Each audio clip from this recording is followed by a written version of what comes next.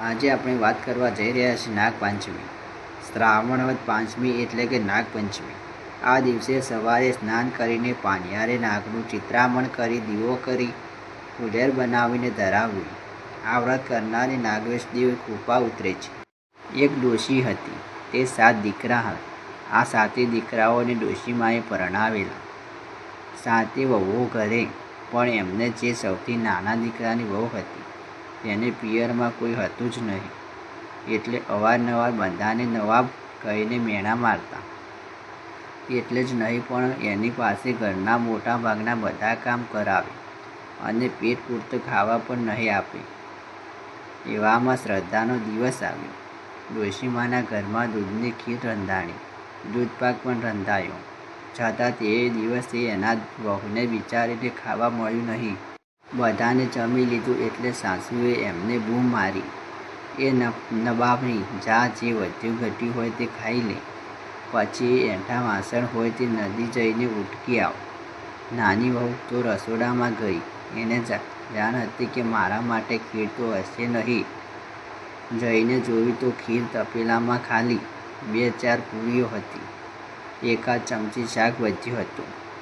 એ બધું ખાઈને એઠા વાસણ તબકડામાં માથે ઉપાડીને એ તો નદીએ ગઈ વાસણ ઉટકવા. નદીએ જઈને તબકડામાંથી બધા વાસણ બહાર કાઢ્યા. એમાં એક વાટકીમાં કોઈનું એઠી ખીર હતી. એ વાટકો ઝાડ પાસે મૂક્યો અને વિચાર્યું કે વાસણ ઉટકીને આ ખીર પી લઈશ. જોવું તો ખીર કેવી થઈ હશે. પણ નાની વહુ તો વાસણ ઉટકીને નદીને સ્નાન કરવા ગઈ અને સ્નાન કરીને પાછી આવી. વાટકી પાસે ગઈ તો વાટકીમાં ખીર ન મળી. ઝાડમાં એક રાફડો હતો. એ રાફડામાંથી નાગિન આવીને ખીર ખાઈ ગઈ હતી અને પછી રાફડામાં સહેજ મોઢું બહાર રાખીને બેઠી હતી. એ વખત તપેલી નાની વહુને ગુસ્સે થઈને બદલે બોલી, મારા જેવી દુખિયારી આ ખીર ખાઈ હશે. જે મારું પેટ ઠરે એવા ખાનારીનું ઠરજો. એ વખતે નાગિન પોતાના મોં બહાર કાઢીને બેઠી હતી. એ આ શબ્દો સાંભળી ગઈ એટલે એને કહ્યું, બેટી, તારા ભાગની ખીર તે વાટકીમાં રાખી હતી, તે હું ખાઈ ગઈ હતી. આ સાંભળીને નાની વહુની આંખમાંથી આંસુ આવી ગયા. રડતા રડતા બોલી, હે નાગિન દેવ, મારે સાસરીમાં સુખ નથી અને પિયરમાં કોઈ છે નહીં. મારે કોઈ પાસે જઈને મારું દુઃખ રડવું. મને સાસરિયામાં પૂરું ખાવા મળતું નથી. આખા ઘરનો ઢસકડો મારે એકલીને કરવો પડે છે. ઉપરથી મેના ટાણા મારે એ જુદા, વળી મને દિવસો રહ્યા, પણ મને ખોળા બનાવનારું કોઈ નથી. આ સાંભળીને નાગિનને દયા આવી એટલે તેને કહ્યું, બેટી, તું જરાય ઓછું લગાડશી નહીં. એમ માની લે કે અમે તારા પિયરિયા. મારી પાસે આવીને તારા સુખ દુઃખની વાત કરજે અને જ્યારે તારો ખોળો ભરાવાનો હોય ત્યારે મારા રાફડા પાસે આવીને કંકોત્રી મૂકી જજે, એટલે હું આવીને ખોળો ભરાવી લઈશ. અને નાની વહુ તો વાસણ ઉટકીને ઘરે આવી.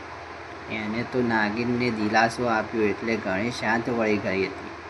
થોડા દિવસો વીતી ગયા. એ વાતને અંતે ખોળો ભરાવાના દિવસો આવી ગયા એટલે એની જેઠાણીએ એમને મેણું માર્યું, આ નવાબીને વળી ખોળો ભરાવા આટલા બધા ઓળતા છે ના? પણ નાની વહુએ તો કાંઈ જવાબ આપ્યો નહીં. એ તો એ કંકોત્રી લઈને છાની માની નાગના રાફડા પાસે મૂકી આવી. અંતે ખોળો ભરાવાના દિવસો આવી પહોંચ્યા એટલે એની સાસુએ સંભાવનાને બોલ્યા, મોટી વહુ, ઝટપટ ચૂપે લાપસી આંધળા મૂકો. નાની વહુના પિયરે આવવાના છે અને પોટલું ભરીને કપડાં ઘરણે લાવવાના છે. પણ અહીં તો જાણો ચમત્કાર સર્જાઈ ગયો. નાગદેવી, નાગણી અને નાગકુમારો મોટી મોટી છાબીઓ ભરીને હીરાના ચૂર અને સોનાના રૂપ અને હીરાના ઘરેણાં લઈને આવ્યા અને ખરેખર એમની લાપસીના આંધણા મૂકવા પડ્યા. ત્યારે નાગીણે કહ્યું, અમને દૂધ સિવાય કાંઈ ચાલશે નહીં, એટલે બીજું કંઈ જ મૂકતા નહીં. એટલે સાસુએ દૂધની દેવગડા ચૂલા ચડાવ્યા. દૂધ ગરમ કરીને કથરોટામાં રેડ્યું. એમના દૂધનો સૂકો મેવો મસાલો નાખ્યો અને દૂધને ઠરવા મૂક્યું. દૂધ ઠરી ગયું એટલે નાગ કુટુંબને દૂધ પીવાનું આમંત્રણ આપ્યું. તરત જ નાગ કુટુંબ બધું દૂધ પી ગયા. નાની વહુને ખોળો ભર્યો અને એ વખતે નાનું કુટુંબ જે 2 વસ્ત્ર અને દાગીના આપ્યા જે જોઈને એ સાસરિયાવાળાઓ તો આંખો જ ફાટી ગઈ. ખોળો ભરાઈ ગયો અને પછી નાગબાણી બોલી, વેવાણ, અમારી દીકરીને આજે જ અમારા સાથે વળાવો. બાળક આવ્યા પછી સગવડ એમ એનું આણું કરાવીશ. અને એની સાસુએ તો નાની વહુને નાગ કુટુંબ સાથે વળાવી. ચાલતા ચાલતા તેઓ નદી કાંઠે રાપડા પાસે આવ્યા. ત્યારે નાગદેવે તેમને કહ્યું, બેટી, તું જરાય ડરશે નહીં. તું તારે અમારી પાછળ પાછળ ચાલી આવ.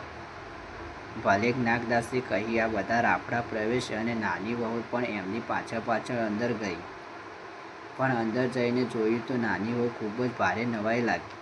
અંદર તો એક મોટું ભોંયરું હતું. એ ભોંયરાની વચ્ચોવચ્ચ એક સુંદર રાજમહેલ હતો. આ રાજમહેલ જોઈને નાની વહુને બીક ડરી ગઈ. મહેલના ચોકની વચમાં એક સરસ મજાની હિંડોળા ખાઈ હતી. એની ઉપર નાની વહુને બેસાડી. નાગકુમાર પણ નાની વહુને પોતાની બહેન બનાવી અને તેમની સાથે રમવા લાગ્યા. પછી નાગદેવે નાની વહુને એક ઘંટડી આપીને કહ્યું, જો બેટી, સવાર, બપોર અને સાંજ તારે આ ઘંટડી વગાડવાની છે. એ ઘંટડી વગાડી એટલે કે એનો અવાજ સાંભળીને તારો ભાઈ નાગકુમાર જ્યાં હશે ત્યાં દોડી આવશે. એટલે તારે એમને દૂધ પાવાનું છે. ભલે, નાની વહુએ કહ્યું. એમ કરતાં કરતાં દિવસો પસાર થવા માંડ્યા અને સમય પસાર થતાં નાની વહુએ દેવના સમાન દીકરાનો જન્મ આપ્યો. થોડા વખતેમાં દીકરો મોટો થયો અને એમની મા આઘી પાછી થઈ. એવામાં એના હાથમાં ઘંટડી આવી ગઈ. એને ઘંટડી વગાડી અને તરત જ પેલા ચારે નાગકુમારો દૂધ પીવા માટે દોડી આવ્યા. એ વખત દૂધનું ઢેકણું ચૂલા ઉપર ઉકળતું હતું.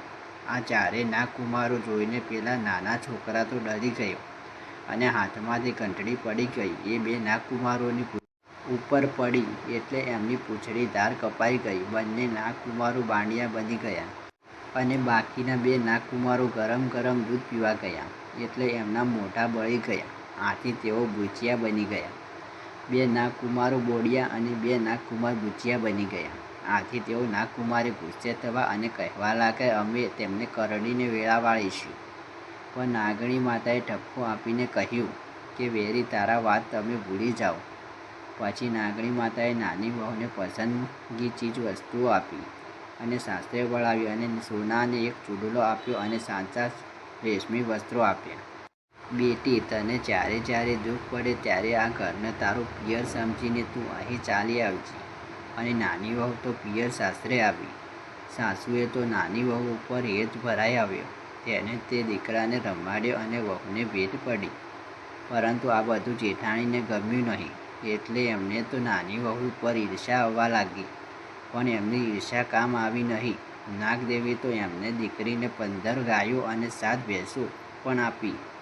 આથી ઘરમાં એના માન વધી ગયું. જેઠાણીએ પણ એમને પૂછ્યા કામ કરવા લાગી. જય નાગદેવતા! તમે જેવા નાની વહુને ફળ્યા તેવા વ્રત કરનારને, કથા કરનારને અને કથા સાંભળનારને ફળજો.